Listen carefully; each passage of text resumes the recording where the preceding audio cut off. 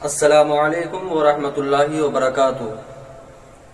محترم ناظرین، میرا اس ویڈیو کو بنانے کا صرف اور صرف یہی مقصد ہے کہ ہمارے بہت سارے نوجوان بھائی جو نمازوں سے دور ہیں، جو 8 دن میں ایک مرتبہ نماز کے لیے آتے ہیں، کچھ ایسے ہمارے نوجوان ہیں جو مہینوں میں نماز کے لیے آتے ہیں، اور کچھ ایسے ہیں جو سال کے سال صرف عید کی نماز پڑھنے کے لیے مسجدوں کے اندر آتے ہیں۔ تو ایسے نوجوان بھائی جن کو نہ غسل اچھے طریقے سے آتا ہے، نہ وضو اچھے طریقے سے آتا ہے، تو میں اس ویڈیو کے اندر وضو کرنے کا سنت طریقہ اور وضو کے اندر کون کون سی چیزیں فرض ہیں ان کو بتانے کے لیے میں نے اس ویڈیو کو بنایا۔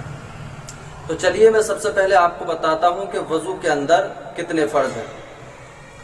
وضو کے اندر 4 فرض ہیں۔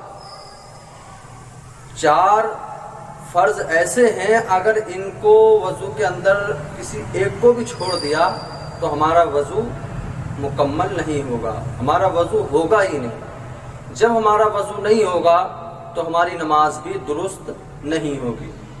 تو سب سے پہلا فرض ہے اپنے ہاتھوں کو کوہنیوں سمیت دھونا۔ پہلا فرض اپنے ہاتھوں کو کوہنیوں سمیت دھونا۔ دوسرا فرض اپنے چہرے کو دھلنا۔ تیسرا فرض چوتھائی سر کا مسح کرنا۔ اور چوتھا فرض ہے اپنے پیروں کو ٹخنوں سمیت دھونا۔ تو یہ 4 فرض ہیں، ان کو یاد کر لینا چاہیے۔ اور وضو کرنے کا سنت طریقہ کیا ہے؟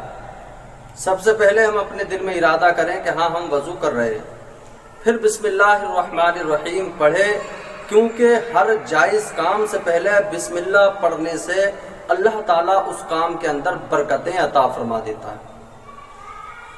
پھر اس کے بعد اپنے ہاتھوں کو اچھے طریقے سے دھوئے، یعنی ان انگلیوں کے اندر بھی صحیح طریقے سے پانی پہنچائے، کہیں بھی ہمارے جسم کے اندر جتنا ہم دھل رہے ہیں سوکھی جگہ نہیں رہ پائے۔ پھر ہم 3 مرتبہ کلی کریں، 3 مرتبہ ہاتھ دھلیں، 3 ہی مرتبہ کلی کریں۔ کلی اچھے طریقے سے کریں، ہمارے دانتوں میں کوئی چیز پھنسی ہو اس کو نکال دیں۔ پھر 3 مرتبہ اپنی ناک کے اندر پانی ڈالیں۔ پھر چھوٹی انگلی سے، بائیں ہاتھ کی چھوٹی انگلی سے اپنی ناک صاف کریں۔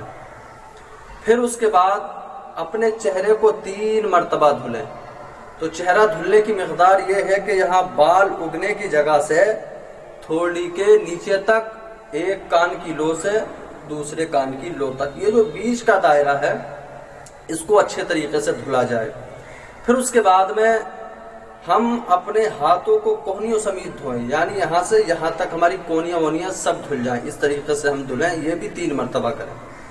پھر ہم جب مسح کریں گے تو بہت ساروں سے مسح کرنے کا طریقہ نہیں آتا، بہت سے نوجوان ہیں، ہمارے بزرگ بھی ہیں جن کو مسح کا طریقہ نہیں آتا۔ تو بہتر طریقہ یہ ہے، میں آپ کو کر کے بتاؤں گا، اس طریقے سے پانی کو ہاتھ لگا کر، یعنی ہاتھ میں پانی لے کر تھوڑا سا اس کو چھوڑ دیں، پھر 3 انگلیوں کو اس طریقے سے ملائیں، پھر اس طریقے سے ملا کر اس طریقے سے پیچھے کو لے جائیں، پیچھے جا کر چھوڑ دیں انگلیاں، پھر یہ ہتھیلی اس طریقے سے لے کر کے آئیں، اور پھر یہ انگلی کان کے اندر کر کے انگوٹھا پیچھے سے اس طریقے سے کر دیں، یہ ہمارا مسح ہوگا۔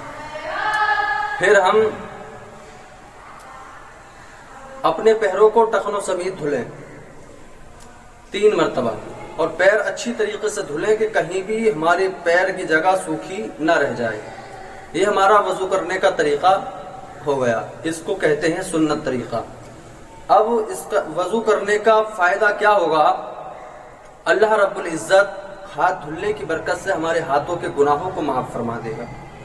کلی کرنے کی وجہ سے منہ کے اندر کے گناہوں کو اللہ تعالیٰ معاف فرما دے گا۔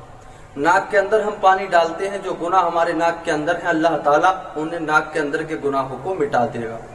چہرے کے گناہ ہوتے ہیں، چہرے کے گناہوں کو چہرہ دھلنے کی برکت سے اللہ رب العزت معاف فرما دے گا۔ پھر ہم اپنے ہاتھوں کو کوہنیوں سمیت دھلتے ہیں، اس گناہوں کو اللہ رب العزت معاف فرما دے گا۔ ہمارے سر کے جو گناہ ہوتے ہیں، سر کے اوپر جو گناہ ہیں، اللہ رب العزت مسح کی برکت سے ان گناہوں کو معاف فرما دے گا۔ پیروں کے جو گناہ ہوتے ہیں اللہ تعالیٰ پیر دھلنے کی وجہ سے ہمارے پیروں کے گناہوں کو بھی معاف فرما دے گا۔ پھر اس کے بعد میں جب ہم مکمل طریقے سے وضو کر لیں، وضو کرنے کے بعد میں یہ دعا پڑھیں، اشہد ان لا الہ الا اللہ وحدہ لا شریک لہ واشہد ان محمدا عبدہ ورسولہ، اللہم اجعلنی من التوابین واجعلنی من المتطہرین۔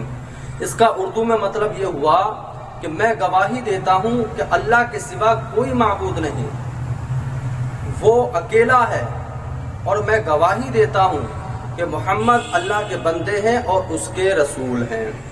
اے اللہ تو مجھے خوب خوب توبہ کرنے والوں میں اور خوب خوب پاکی حاصل کرنے والوں میں سے بنا دے۔ تو یہ دعا ہم کریں گے تو اللہ رب العزت کا اتنا بڑا انعام اچھے طریقے سے وضو کرنے والے بندے کے لیے ہوگا۔ حدیث پاک میں ہے اللہ تعالیٰ جنت کے 8 دروازے اس صحیح طریقے سے وضو کرنے والے کے لیے کھول دے گا، اور بندے کو اختیار دے دے گا کہ جس دروازے سے جنت کے اندر جانا چاہتا ہے تو جنت کے اندر چلا جا۔ یہ ہوئے وضو کے فرائض اور وضو کا طریقہ، اور انشاءاللہ اگلی ویڈیو میں آپ کو وضو کی فضیلتیں ضرور بتاؤں گا۔